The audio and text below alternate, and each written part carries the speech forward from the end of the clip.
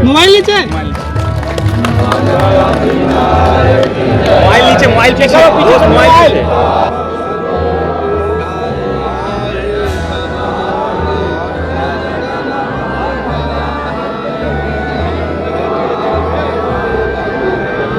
कि अगले साल पुनः 15 अगस्त पर देश का तिरंगा लहराएंगे। क्या मौजूदा मुख्यमंत्री बिहार में तिरंगा फहरा पाएंगे या उसके बाद कभी भी वो बिहार में तिरंगा फहरा पाएंगे?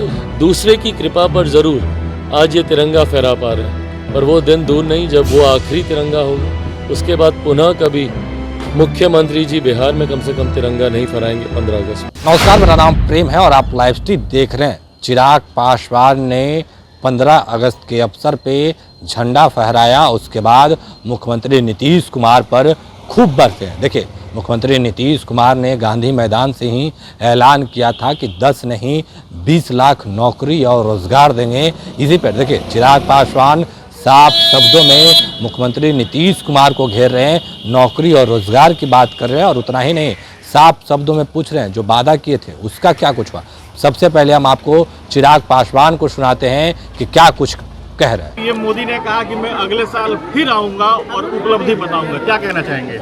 भाई, सर्वप्रथम तो मैं देशवासियों को स्वतंत्रता दिवस की हार्दिक बधाई और शुभकामनाएं देता हूं।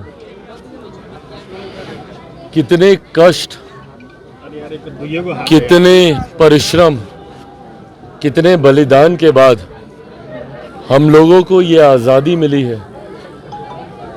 ये मौजूदा पीढ़ी और आने वाली पीढ़ी को उस त्याग, उस बलिदान को समझने की ज़रूरत है। किसी चीज़ के महत्व को आप तभी समझ पाते हैं जब आप अनुभव करें कि उसको पाने के लिए कितनों ने अपना बलिदान दिया और सर्वोच्च बलिदान दिया, अपने प्राण को निछावर किया है। ऐसे में ज़रूरी है सबसे पहले आज के दिन तमाम उन स्वतंत्रता सेनानियों को, तमाम उन शहीदों को और उनके परिवार वालों को हम लोग याद करें। आज जब इस स्वतंत्रता दिवस पर देश नए लक्ष्य तय कर रहा है, हमारे प्रधानमंत्री आदरणीय नरेंद्र मोदी जी ने 2047 का एक नया लक्ष्य देश के सामने रखा है, जहां आज़ादी की 100वीं वर्षगांठ पर देश एक विकसित देश के तौर पर दुनिया के सामने आएगा। अमृत काल आज से शुरू हुआ है और इन 25 सालों के इस अमृत काल में अलग अलग पड़ाव को पार करते हुए हम लोग एक विकसित देश के निर्माण की ओर हम लोग कदम बढ़ा रहे हैं। ऐसे में ज़रूरी है कि बिहार प्रदेश भी उतनी ही गति से आगे बढ़े। पिछले 75 सालों में ये विडंबना बिहार के साथ रही कि जिस गति से देश आगे बढ़ा, बिहार कहीं ना कहीं राजनीतिक नेतृत्व की इच्छा शक्ति के अभाव की वजह से उस गति से आगे नहीं बढ़ पाया।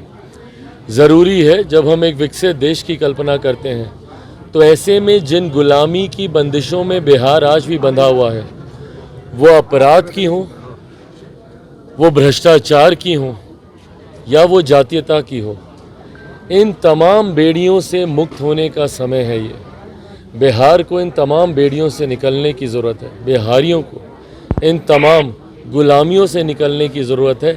तभी उस विकसित देश के निर्माण में बिहार का उतना ही मजबूत योगदान होगा। एक तरफ आज जहां बिहार के सत्ता पक्ष के लोग प्रधानमंत्री जी के बारे में कह रहे हैं, ये प्रधानमंत्री जी का विश्वास और ये विश्वास देश की जनता उन्हें देती है।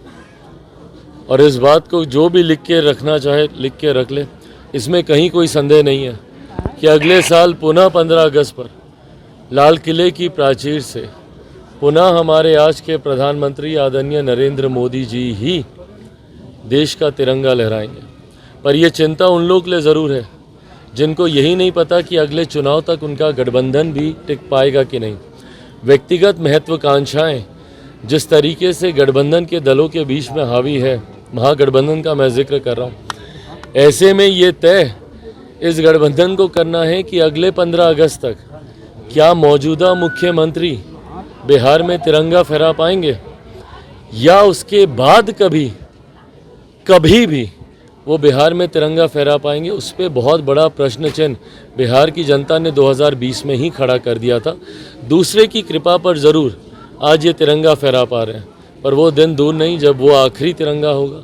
उसके बाद पुनः कभी मुख्यमंत्री जी बिहार में कम से कम तिरंगा नहीं फहराएंगे 15 अगस्त। तो अभी आप चिराग पासवान को सुन रहे थे, तमाम मुद्दे को लेकर क्या कुछ कहा उन्होंने आपने सुना। पर जेडीयू की ओर से एक जो वीडियो जारी किया गया था कि प्रधानमंत्री नरेंद्र मोदी आखिरी बार लाल किला से झंडा फहराएंगे, इस पे भी क्या कुछ कर रहे थे चिराग पासवान, वो आपने सुना। बाकी की तमाम खबरों के लिए बने रहे लाइव सिटी के साथ। धन्यवाद।